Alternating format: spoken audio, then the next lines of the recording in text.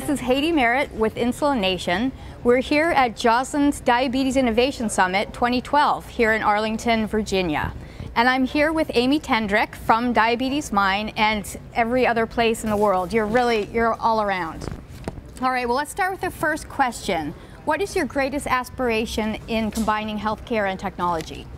Well, I really took notice of a comment that one of the speakers here made earlier today, said that human interaction and human support is actually more important than technology, but the technology can enable that. So it's a tool to allow us to function in hopefully a richer environment, not this sort of cold medical, clinical environment in which most patients were thrust in previous years, but now being able to have more of a support network and work together, connect with patients, be partners in our care enabled by technology. Great. Now the catchphrase for this conference is be considered part of the solution. What does that mean to you? Well, once again, I'm going to fall back on some of my colleagues and quote one of my favorite diabetes people, which is Tom Collier, who is with D-Life and writes the Diabetes Dad column. He always says, just don't do nothing.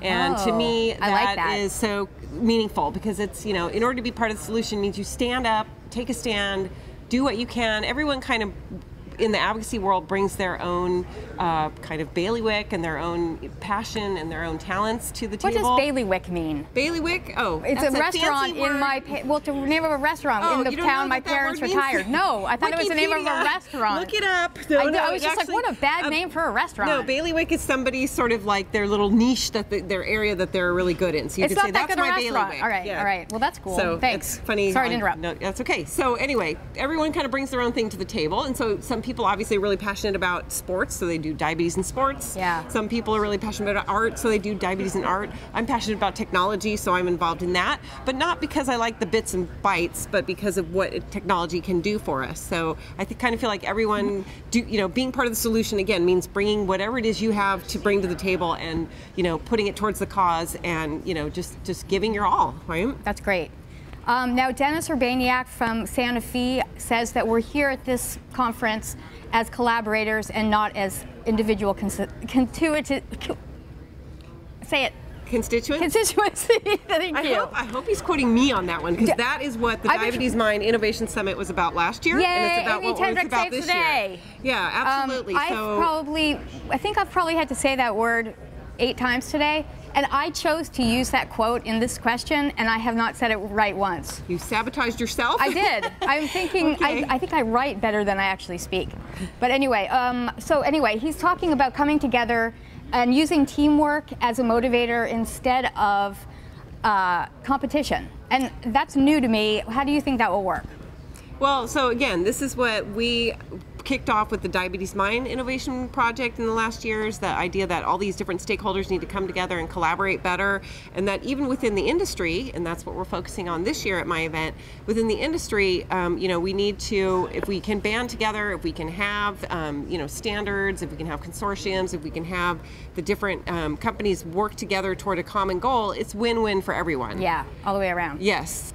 Our last 5-spot question is, could you put these in order of importance for me? We have technology in patient healthcare, patient-provider relationship and interaction, and community-based healthcare solutions. All right, that's easy. There's no wrong answer. Okay, well, so this is the foundation, so this goes down here, and you build on top of this. Okay. And then these things are somewhat equally important, I would say, but if I really had to choose, obviously, you need to go to your providers at some point in your care, but I think on a daily basis, this becomes more important. All right. That's fantastic. So, hopefully that's self-explanatory.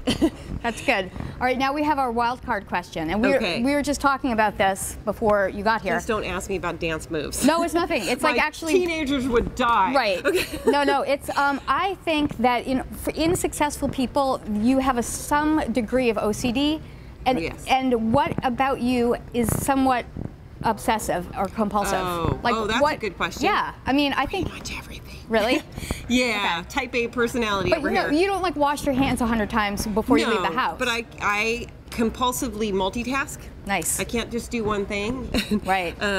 I mean, usually I'm actually capable of getting them all done, but it's like, you know, if my mom comes over to help when I have 3 kids and a job and a cat and a you know, million things going on, and she'll be like, "Oh, let me help you with this," and I'm like, done. Oh, I already did that. Next. I did that while I was, you know, folding the laundry and writing a paper and you know, making a blog post while I walk the dog. Yeah, exactly. Right. Well, that's it. So, well, thank you for joining us on 5 Spot. Thank you for having me. You're welcome.